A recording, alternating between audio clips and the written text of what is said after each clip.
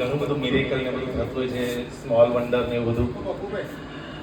એક નાની દીકરી આવી હતી આપણી ક્લબની અંદર ને એણે ગીત ગાયું હતું. આપણને એમ થયા કરે કે અહીંયા એ દીકરીને બોલાવીએ તો એને ઉચકીને ઊભા રહીએ, ટેબલ પર ઊભા રાખીએ, ખુરશી પર ઊભા રાખીએ, ક્યાં ઊભા રાખીએ. પણ એની હાઇટ નાની છે, પણ એ સિંગિંગની હાઇટ બહુ જ ઊંચી છે. ઇન ધીસ એજ, આ ઉંમરમાં આ દીકરી જે ગાય છે ને, જોરદાર તાળીઓ થવી જોઈએ ધનશ્રી માટે. આવ ધનુ આવ. હા હા, હિરોઈનની જેમ તૈયાર થઈને આવી છે.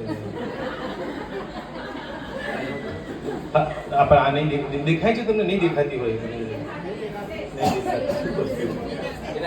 નાનું ટેબલ જેવું નથી થયું? ચેર પર ઊભી રાખી લો.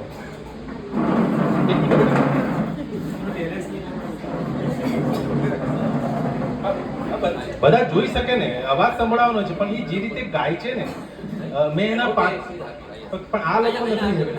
હા એવું કરે. તમે આ બાજુ.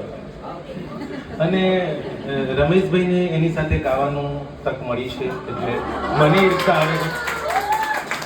મને આવે છે કારણ કે મેં આ દીકરીના 4 થી 5 ગીતો સાંભળ્યા છે ને, તો આપણને એમ નવાઈ લાગે કે આ ઉંમરમાં આ છોકરીનું ગ્રાસ્પિંગ કેવી રીતે રહેતું હશે. અને એ આ ગીત, ચલો ગીતને કહેવું જ નથી, ગીત જ સાંભળીએ આપણે.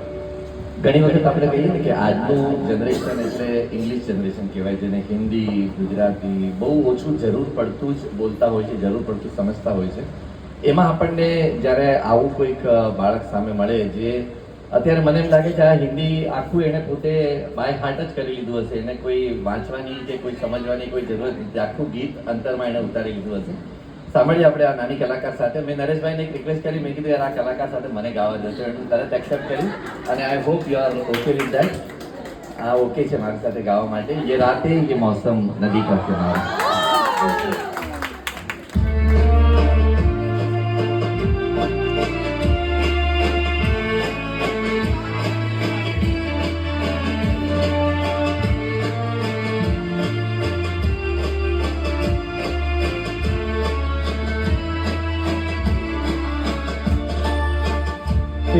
ये मौसम नदी का किनारा, ये चंचल हवा,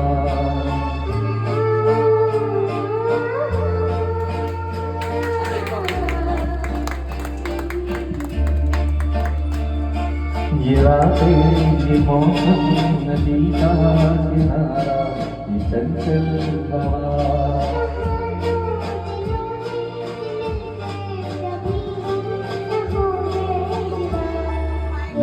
ये मौसम नदी का किनारा, चंचल हवा,